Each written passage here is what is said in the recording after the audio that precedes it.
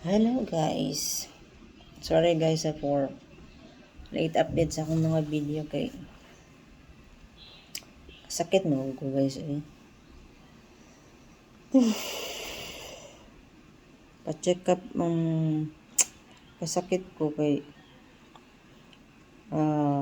ng tuberculosis. Kabala mo nga first day nung nakabala ko kay first day nagubog ka ng gamay na light ng good na blood. Nya, lingkod naman ko ato niya kung siyempre nakita na ko so parang sabi ko hindi siya common. So nagantay kami ng husband ko ng the following day kung mo pa ba dyan kung na blood para magpa-check up na. So ang nangyari.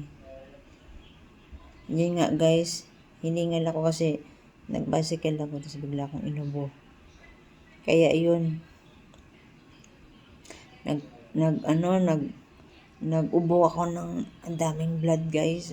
Ang dami talagang blood. So, na-shock culture ako kasi that time is gabi na, mga 9 o'clock na in the evening.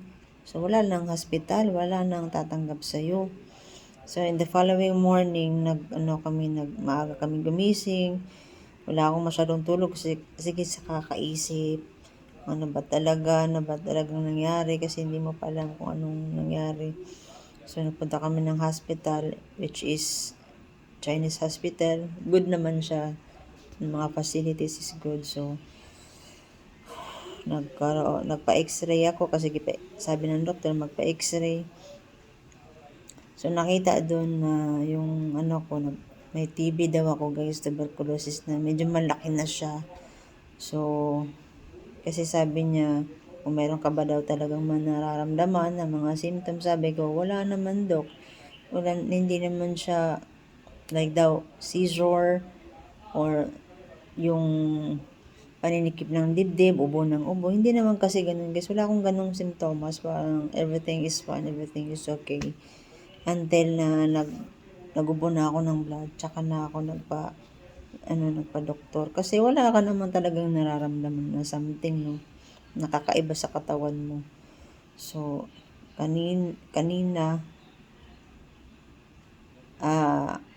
medyo okay na. Kaya lang, bibigyan ka ng reseta for first is 2 months and the rest is for totally 6 months. So, hindi ako masyadong kasi yan na yung hinihingal ka, yung pagod na pagod ka, hindi ka naman pagod, lalo na kapag aakit ka ng mataas o tatakbo ka, parang pagod na pagod ka. Hindi naman ako ganun dati. So, wala namang dito sa bahay, dalawa lang naman kami ng husband ko. So, my first opinion is parang nahawa ako. Siguro isa sa mga kaibigan na hindi ko alam. So,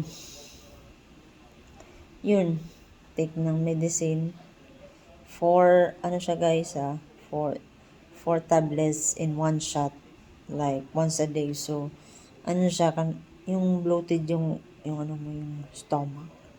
Yung parang feeling mo lagi kang kabag, tapos nahihilo ka kasi 4 na tablet sa isang inuman. So, ilang yun?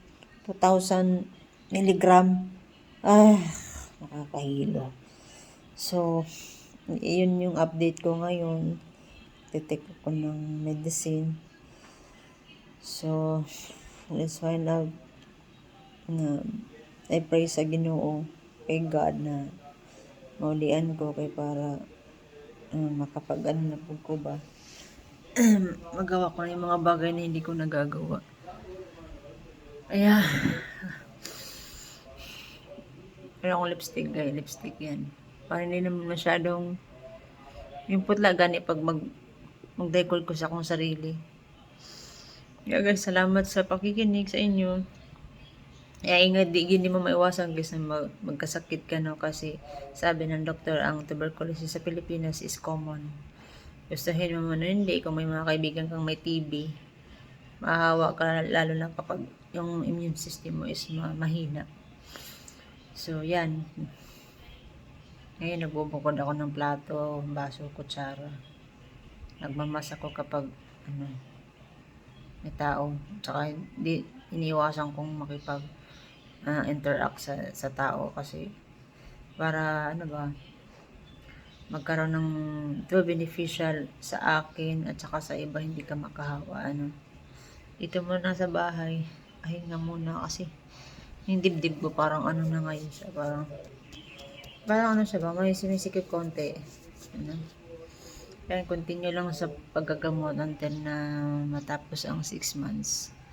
Kaya pasalamat ako sa Ginoo. Okay, maulang na akong maura na i-find things. Kaya salamat po sa lahat. Bye! See you on my next video.